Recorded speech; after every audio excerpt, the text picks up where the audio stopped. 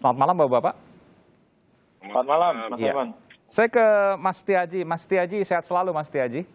Alhamdulillah sehat Iya. semuanya. Mas Setiaji, jadi apa yang akan terjadi dengan Peduli Lindungi akan terlink ya, akan terhubung dengan 11 aplikasi lain dan bisa digunakan sebagai alat pembayaran. Jadi bagaimana yang bisa dibayangkan oleh publik? Ya, yang pertama dulu ya, terkait dengan perluasan penggunaan Peduli Lindungi. Ya, jadi ini juga salah satu jawaban dari kami ya, untuk bisa menjawab berbagai keluhan masyarakat akibat tadi ya, keterbatasan memori, sehingga kami melakukan kerjasama dengan berbagai macam pihak tadi ya, dengan platform digital lainnya, untuk menggunakan aplikasi yang biasanya ada di handphonenya mereka ya.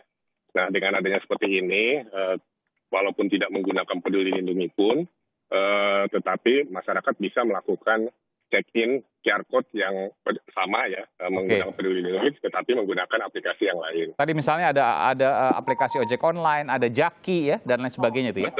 Betul sekali. Oke. Nah, jadi di dalam aplikasi Gojek dan lain sebagainya sudah ada icon Peduli Lindungi. Nah, kemudian bisa menggunakan itu untuk masuk ke dalam venue-venue yang ada barcode ataupun QR code-nya Peduli Lindungi. Dan kemudian nanti akan muncul status hijau, merah, kuning, dan hitam. Sama dengan seperti yang keluar di Peduli Lindungi. Oke, ini kapan pelaksanaannya? Ya, insya Allah di minggu depan ya. Ini kita masih. Oh, cepat sekali, minggu depan ya? Pekan kedua bulan Oktober? Ya. Kurang lebih gitu. Kalau seandainya untuk alat pembayaran, betul? Ya, jadi di dalam traveling itu kan ada beberapa kebutuhan ya, seperti misalnya untuk bayar asuransi perjalanan, khususnya yang WNA akan masuk ke Indonesia tuh, itu mereka harus membayar e-visa dan kemudian juga asuransi perjalanan untuk memastikan kalau misalnya terkena COVID. Betul. Nah, dengan ini kita ingin mengintegrasikan sistem seperti itu sehingga di dalam Peduli Lindungi bisa melakukan pembayaran untuk e-visa maupun juga untuk insurance terkait dengan traveler tadi ya, sehingga memudahkan pihak-pihak tadi hanya di dalam satu aplikasi Peduli Lindungi juga bisa melakukan pembayaran tadi. Sehingga ini bicara WNA ya? Ya. Kalau WNI bayangannya kan dompet digital, betul nggak? Ya, sebenarnya modelnya sih mirip ya dengan dompet digital, artinya ini kita integrasikan dengan sistem payment yang ada gitu, sehingga memudahkan lah untuk perjalanan tadi.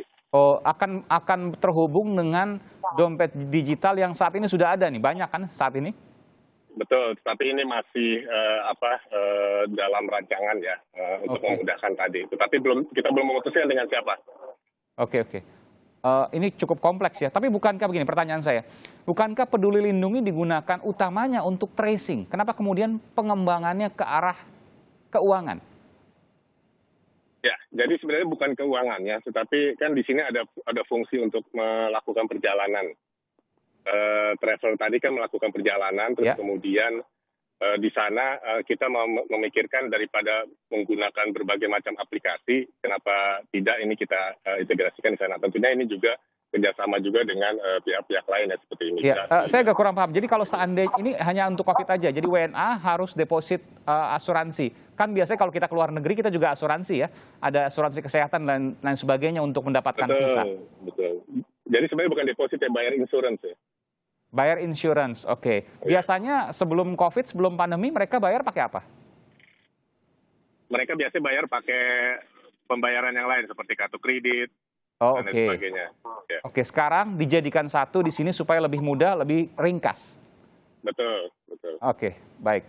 Saya ke Bung Pratama. Bung Pratama, ini arahnya ke sana mungkin awalnya untuk pengembangan WNA, tapi juga nanti dompet digital untuk WNI.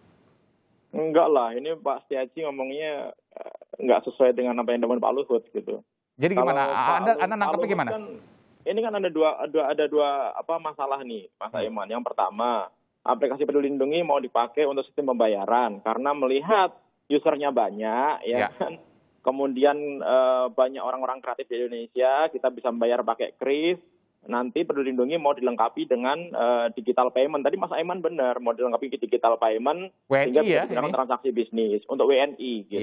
Ya kan? Nah, kalau yang kedua adalah yang tadi Pak Setiaji bahwa nanti aplikasi Peduli Lindungi ini akan membuat API gitu, Application Programming Interface, yang akan diberikan kepada 11 platform yang ada di Indonesia gitu, sehingga kita bisa mengakses sertifikat vaksin kita dari platform tersebut. Nah, ini dua masalah yang berbeda nih. Oke. Untuk yang pertama, kita harus berpikir, tadi Mas Bima, Mas Alfon, saya pikir itu benar gitu. Konsepnya kan aplikasi Peduli Lindungi ini untuk masyarakat, bukan untuk komersil. Artinya masih banyak masalah-masalah di dalam aplikasi ini yang harus diperbaiki. Contohnya? Nggak usah. Contohnya misalkan, kemarin baru ketahuan bahwa ternyata aplikasi ini mengirimkan data-data analitik kepada satu server tertentu gitu, yang ternyata itu adalah server advertising-nya milik Telkom. Gitu, ya kan? Data apa misalnya? Data apa tuh? Supaya kita bisa bayangin, Bung Pratama. Oh ini, ada data device yang digunakan, kemudian data operating system yang digunakan. Jadi kecurigaannya dikirim ke server milik Telkom, advertising ya, supaya ketahuan bahwa di profiling itu. Nah, itu yang pertama. Kemudian harusnya kan data-data ini biasanya terjadi kalau misalkan aplikasinya crash, kemudian dia mengirimkan data-data itu untuk dicek gitu, salahnya di mana. Kalau ini setiap orang login itu diambil datanya, dikirim ke dalam server ini gitu. Yang servernya sendiri kalau kita cek sebenarnya nggak eksis gitu. Nggak ada websitenya, nggak ada apanya, hanya URL atau domain saja gitu. Itu isu masalah security. Sebenarnya banyak isu lain, misalkan saat ini ketika pengakses Peduli Lindungi ini banyak sekali terjadi crash, error gitu, sehingga banyak orang ketika mau scan QR code ternyata nggak bisa scan karena nggak bisa mengakses ke servernya. Waktu dia buka vaksin ternyata nggak bisa kebuka vaksinnya, ya kan?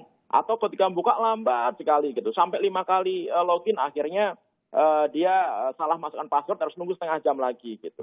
Nah, ini aja belum diperbaiki, ini belum ditambahkan dengan aplikasi keuangan tadi gitu. Kalau ditambahkan, pasti kan digunakan lebih banyak lagi, ya kan? Nah, ini yang menurut saya godaan syaiton menurut saya ya gitu, karena banyaknya user gitu, karena banyak user yang menggunakan, akhirnya ini bisa jadi hal yang menguntungkan gitu. Padahal nggak boleh loh kita maksain masyarakat kita menggunakan aplikasi gitu, yang harusnya masyarakat kita nggak terlalu butuh gitu. Itu harus menjadi option. Kalau Peduli Lindungi butuh dong? Peduli Lindungi kan terpaksa butuh, Mas. Harus. Gitu. Kalau kita nggak install, kita nggak bisa masuk mall. Kalau nggak install, kita nggak bisa ke bandara. Dan kenapa butuh? Karena untuk tracing kan, Mas Pratama?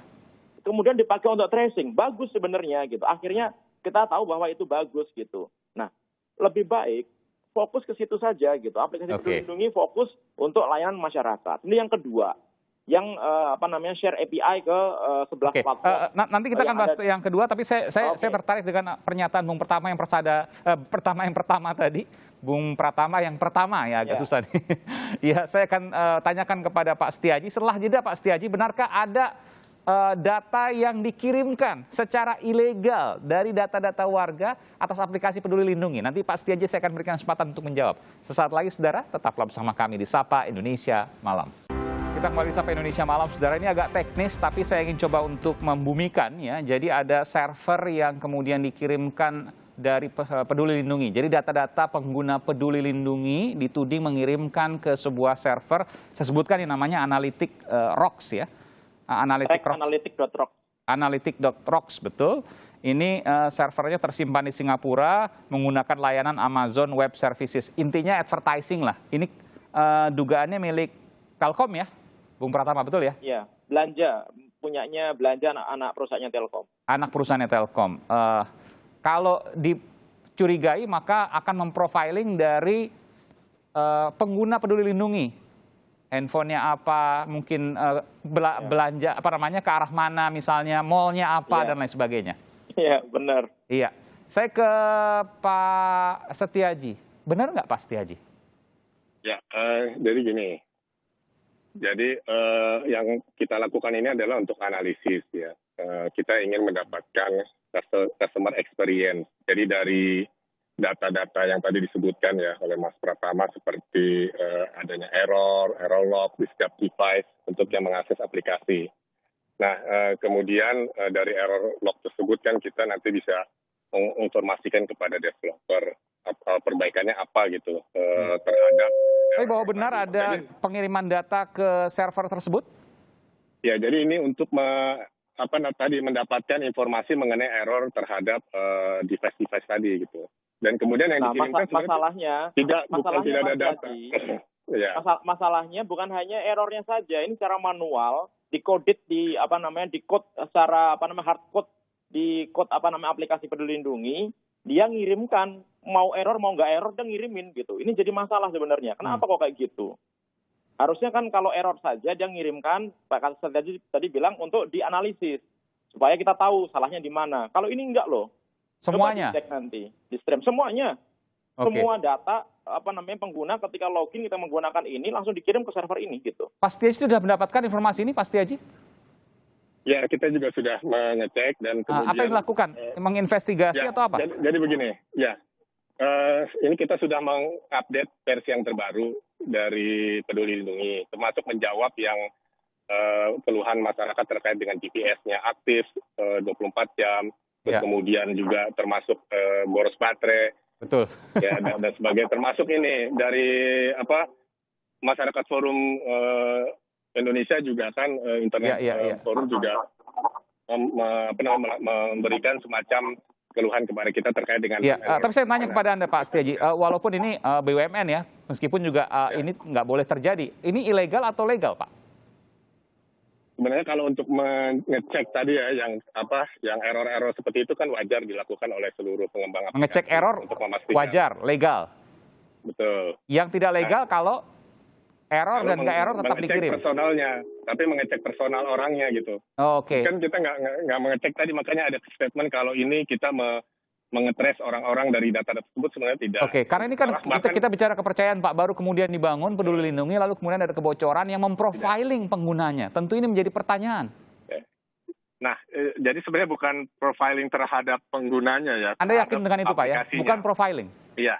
Jadi yang tadi disampaikan kalau kita mentres orang ke mall dan sebagainya, sebenarnya datanya juga kita hapus gitu selama lebih dari 3 minggu langsung kita hapus. Lebih dari 3 minggu, sebelum 3 minggu kalau dikirim kan bisa Pak? Ya, tadi yang dikirim itu sebenarnya bukan data pribadi orang. Bapak meyakinkan itu ya, dari Kemenkes meyakinkan itu. Oke, baik. Saya ke Bung Pratama. Apakah Anda sependapat dengan apa yang disampaikan oleh Bung Setiaji? Ya memang yang dikirimkan bukan data pribadi gitu Mas. Tapi itu adalah data event, kapan login, nama perangkat, memori perangkat, sistem operasi perangkat gitu. Tapi bisa memprofiling itu? Digunakan. Ya bisa lah. Misalnya jenis handphonenya ketahuan misalnya dia handphonenya jenisnya apa, kemudian operatornya banyaknya menggunakan apa, kayak gitu kan bisa ketahuan begitu. Kapan dia ngakses, pada saat berapa waktu kapan orang banyak mengakses, ya kan? Aksesnya di mana gitu. Itu ketahuan itu. Data long itu data locationnya juga ada. Dan itu ilegal? Ya kalau menurut saya ilegal lah. Ilegal gitu. Iyalah, karena kan memang nggak boleh data itu secara manual gitu diambil semuanya gitu untuk gunakan untuk hal-hal yang lain. Oke, singkat saja, kalau ini terus terjadi apa yang akan terjadi Bung Pratama? Ya kita jadi khawatir gitu sebenarnya yang create, yang develop ini tuh siapa sih gitu. Jangan-jangan ini bukan orang Indonesia yang develop gitu. Walaupun orang Indonesia jangan-jangan modul-modulnya dari luar negeri gitu. Ya kan, karena kan dari kemarin juga belum ada penjelasan. Baik. Menurut saya begini Mas Aiman gitu. Kalau memang kita serius ngomongin masalah security gitu ya.